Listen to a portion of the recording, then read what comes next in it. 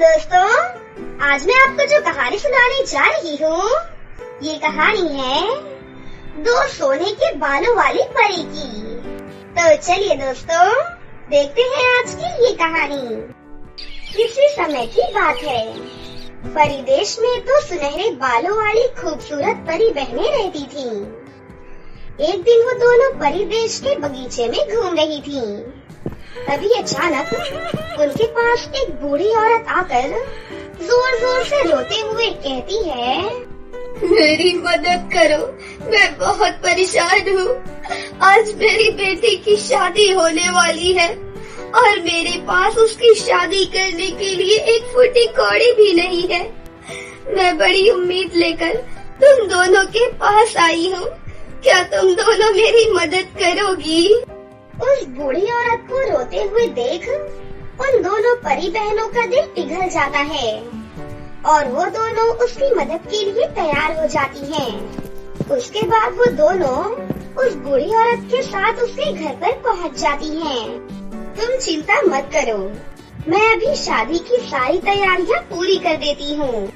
उसके बाद वो परी अपनी जादुई छड़ी को घुमाकर उस घर के सामने बहुत ही सुंदर शादी का मंडप प्रकट कर देती है। तुम अपनी बेटी को यहाँ बुलाओ, मैं अपनी जादुई शक्ति से उसे दुल्हन बनाकर उसे ढेर सारे गहने पहना दूंगी। मेरी बेटी घर के अंदर है, आप दोनों अंदर जाकर उसे अच्छे से तैयार कर दीजिए। उसके बाद वो दोनों परी बहनें घर के अंदर चली जाती हैं। लेकिन तभी अचानक उन दोनों के ऊपर एक बड़ा सा पिंजरा गिर जाता है और साथ ही उन दोनों के शरीर रस्सियों से बंध जाते हैं। फिर अगले ही पल वो बुढ़िया एक दुष्ट जादूगरनी के रूप में बदल जाती है। कुछ महीनों पहले तुमने मेरी बेटी को जलाकर मारा था ना, इसीलिए अब तुम दोनों को मारकर मैं अपनी बेटी की मौत का बदला लूंगी। अच्छा, तो तू चंपा जादूगरनी की माँ है।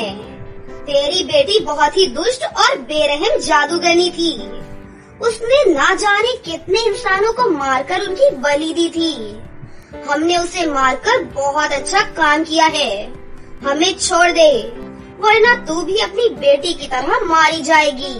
तुम दोनों चाहे जितना भी जोर लगा लो, लेकिन इस पिंजरे से बाहर नहीं निकल सकती। मैं अभी जंगल में जाकर वहाँ मौजूद सभी जादूगरनियों को यहाँ लेकर आती हूँ।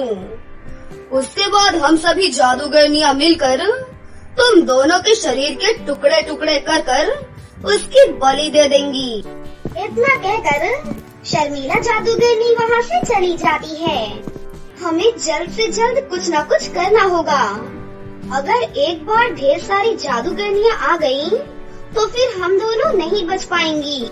इस तरह वो दोनों परियां पिंजरे से बाहर निकालने की बहुत कोशिश करती हैं, लेकिन उन दोनों के हाथ जादुई रस्सियों से बंधे हुए थे, इसलिए वो दोनों कुछ भी नहीं कर पा रही थीं। थोड़ी देर के बाद अनिका नाम की एक लड़की अपने सर पर लकड़ियों का गट्ठा लेकर उस घर के सामने से गुजरती है। तभी उसे दोनों परियों की आवाजें सुनाई देती हैं। अनिका फौरन से घर के अंदर दाखिल हो जाती है और अपने सामने दोनों परियों को पिंजरे के अंदर कैद देख अनिका की आंखें फटी की फटी रह जाती हैं। सुनो लड़की, एक दुष्ट जादूगरनी ने हमें पिंजरे के अंदर कैद कर दिया है। वो हम दोनों को मारकर हमारी बलि देना चाहती है। तुम जल्दी से हम दोनों को इस पिंजरे से बाहर निकाल दो। और सुनो लड़की, हम दोनों के बाल जादुई हैं। तुम हम दोनों के बालों को काटकर एक चोटी तैयार कर लो। फिर उस चोटी को तुम अपने बालों में जोड़ लो, तो हमारी सारी जादुई शक्तियाँ तुम्हारे शरीर में आ जाएंगी। ये सुनकर अनिका एक छोटी सी कैंची निकाल लेती है और एक एक कर उन दोनों परियों के बालों को काटकर इकट्ठा करने लगती है। फिर अनिका उन दोनों के बालों को जोड़कर एक बड़ी सी चोटी तैयार कर लेती है। इसके बाद वो उस चोटी को अपने बालों में जोड़ लेती है।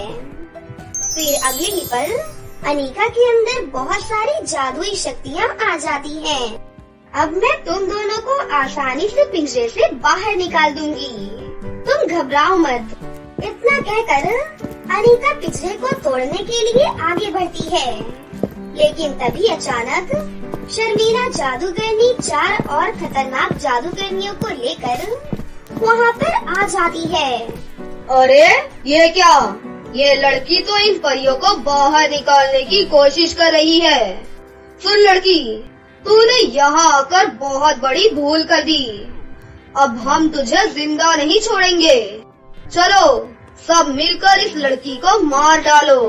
लेकिन तभी अनीका अपनी छोटी से कुछ बाल तोड़कर शर्मीला और उसके साथ आई सभी जादूगरनियों के ऊपर फेंक देती है।